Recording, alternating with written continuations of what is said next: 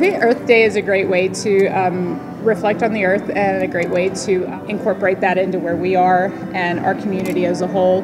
And if we can take care of our little spot and everybody takes care of their spot, then, you know, in the future the whole world will be covered. I've been talking with Susan at the Cultural Center and thought that Earth Day often gets lost in trade shows up here.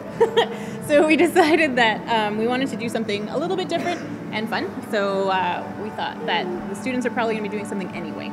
So it was a good kind of pairing to what is already in their curriculum, and it was. We kind of paired the art and this evening's event together just because it's an integral part of the community that we're a part of. Every community has its own little space and its own little feel, and if you start to celebrate the things that are homegrown, then you are automatically going to care more about the area around you. The artwork Mason Bennett refers to is made from reused items that are on display at the Cultural Center, made by the youth in our community. I just sent out an email to all of the elementary school principals in Fort St. John. So they passed it along to teachers and we got some bites. The Fort St. John community has been really supportive about initiatives that we've brought forward in the last couple of years, for sure. Earth Day is one of those things that kids are learning about, so I'm sure parents are hearing about it at home as well. Oh, he does. They have songs. They had a guy come last week prior to Earth Day at his school, and they came up with songs about the sun and the earth and got to perform it last week, and it was adorable, and he is so proud of getting to do that. The solar system has a big hot sun. It's good for you and everyone. It's a wonder for everyone. Not only was there the entertainment of Callan, local businesses helped out with the menu. J.D. Fitzgerald's provided all of the appetizers for this evening, so that was a big support for us. We've got a couple of different types of BC wines, and they're all available by donation. And then we've got the blender cycle as well, where people can power their own smoothie. It's a fun activity, actually, that really drives home how much power is in our day-to-day kind of existence. We lead a very power-centric kind of existence. You kind of notice that if the power goes out, all of a sudden the house is really quiet and all those noises that you didn't realize that you were hearing are gone. So being able to power a bicycle that's attached to a blender and make your own smoothie just reinforces that as well. Summer student last year, actually, Aaron had the idea, and him and his dad built it, and we've had it out on the road a couple times now, so with really good success. And also in tribute to our planet, the Peace Region hosted a variety of initiatives to remind us of the everyday contributions that can be made. Fort Nelson had a household hazardous waste roundup today, which is pretty awesome, and they were able to, it's available to them all the time, which is really great, but it's another opportunity to make people aware of the services that are being provided that they may not know about.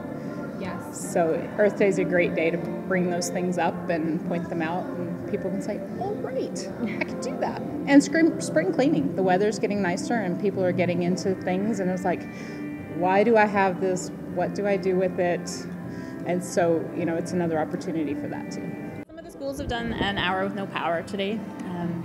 So they've just started raising awareness with the students about things that are within student control, which is exactly what we want to be saying to the adult world as well, is that, you know, you don't need to necessarily trade in your car for a hybrid or an electric, although those are positive decisions, but it is the everyday little things, turning off your lights if nobody's in the room, recycling all of the stuff that you have available to you, because every little piece comes together to create a really big whole. We had a garbage cleanup. We've had a couple of those. One of the little daycares was out with their kids picking up garbage today. Oh, that's cute. It was super cute, actually. Dr. Kearney had an Earth Day dance. The kids, if they wore blue or green, they got to get into the dance at a discounted price, which is great. So the school is crawling with blue and green kids. And the proceeds from the dance is actually being donated to meat. And one of the biggest events was the global release of a much-anticipated documentary. Between the 21st and the 24th of April, Australian filmmakers made a film called Thin Ice, and it's the inside story of climate change and climate science. My name is Simon Lamb. I'm a scientist. In fact, I'm a geologist. I'm also a keen amateur cameraman. So this is the crew. So this man noticed that there was an increasing amount of attack on this science, and the scientists that were bringing this information forward, governments have been very quick to say, no, that's not actually the case. The climate's not changing. This is just a regular occurrence of warming trends. And so he's kind of dived into that a little bit and interviewed some of the scientists that have been involved in the real cutting edge research that we're starting to see. So he trekked up to the Arctic and down to Antarctica and has made a film about his travels and the people he met along the way. So we're premiering that here. And travelled back in time. I've even been somewhere where time seemed to stand still. We are highlighting in blue those issues that are within the mandate of the group. Who are these climate scientists? What do they do? What are they saying?